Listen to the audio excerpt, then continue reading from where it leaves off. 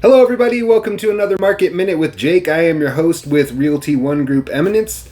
In today's Market Minute, we are discussing the real estate activity for the Carson City, Dayton, Washoe Valley, Pleasant Valley, and Moundhouse areas of northern Nevada for March 29th, 2022. If we take a look at that real estate activity, it shows that there was 91 homes actively for sale in those regions, and 58 out of that 91 indicated they would be eligible for FHA financing. What does that mean? It does mean that a buyer could potentially put as little as 3.5% down as the down payment towards the purchase of that new home. And again, 64% of the active inventory for sale in these regions right now is indicating they would be eligible for that financing. So when we dive right into the numbers, again, there was 91 total homes actively for sale. The highest list price was at $16 million and the low at $185,000. There were 3 homes in that $100,000 to $200,000 price range, 7 homes in the $200,000 to $300,000 price range, 12 homes in the $300,000 to $400,000 price range, 17 homes in the $400,000 to $500,000 price range, 14 homes in the $500,000 to $600,000 price range, 5 homes in the $600,000 to $700,000 price range, 4 homes in the $700,000 to $800,000 price range, 7 homes in the $800,000 to $900,000 price range, 3 homes in the $900,000 to $1 million price range, 16 homes with a list price between $1 million and $2 million, 1 home with a list price between $2 million and $3 million, 1 home with a list price between $3 million and $4 million, and 1 home in that 10 plus million price range. So when we break all of those numbers down, it indicates that the median list price for a home for sale in the Carson City, Dayton, Washoe Valley, Pleasant Valley, or Moundhouse area of northern Nevada is sitting at about $549,000, and the average list price at about $893,000. If we look at the days on market activity, it shows that there's a median days on market of about 19 days and the average days on market at about 40 days.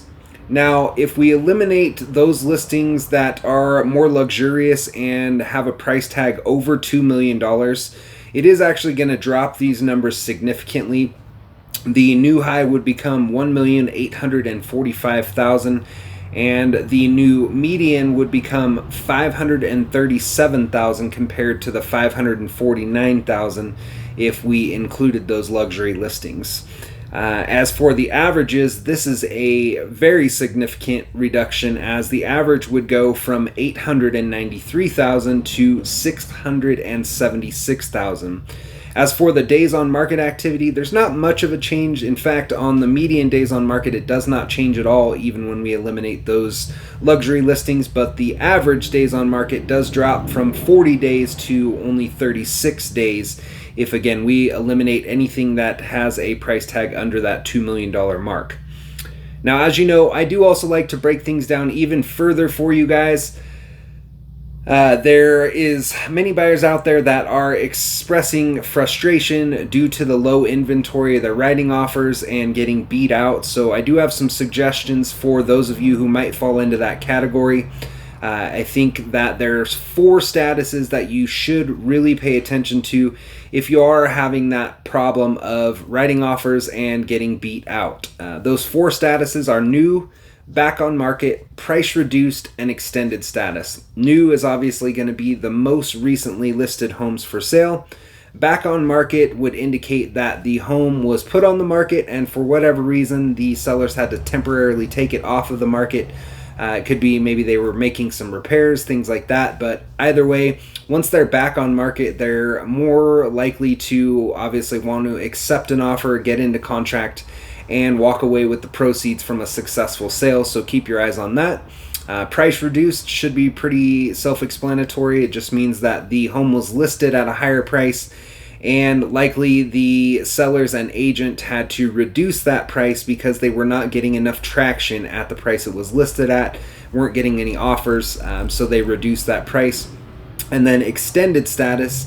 Extended shows you that the home was actually on the market so long that likely the contract that the sellers and the real estate agent had expired, so they actually had to extend that contract, hence the extended status. Now, if we break the numbers down simply based on those 4 statuses, 32 out of the 91 total homes actively for sale fell into one of those 4 categories. 24 out of that 32 indicated they would be eligible for FHA financing. Again, that allows a buyer to put as little as 3.5% down as the down payment in order to purchase a home. So the highest list price for a home in one of those 4 statuses was at $3.25 million, and the low at $258,000. There's 5 homes for sale in the $200,000 to $300,000 price range, 2 homes for sale in the $300,000 to $400,000 price range, 6 homes for sale in the $400,000 to $500,000 price range, 6 homes for sale in the $500,000 to $600,000 price range, 3 homes for sale in the $600,000 to $700,000 price range, 2 homes for sale in the $700,000 to $800,000 price range, 3 homes for sale in the $800,000 to $900,000 price range, 2 homes for sale in the $900,000 to $1 million price range, 2 homes for sale in the $1 million to $2 million price range, and 1 home for sale in the $3 to $4 million price range. So if I break all of these numbers down, it would indicate that the median list price for a home that is in that new back on market, price reduced, or extended status is sitting at $562,000, and the average at $694,000. The days on market activity for these 4 statuses has a median days on market of 4 days and an average days on market of 11 days.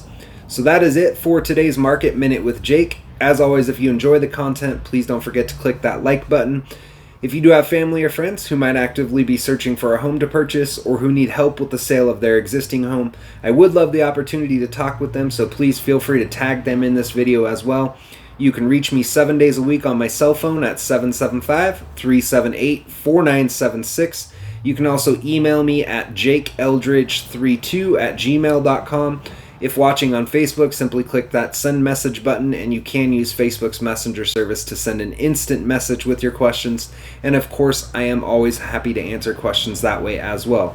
Thank you again for watching, and have a great night.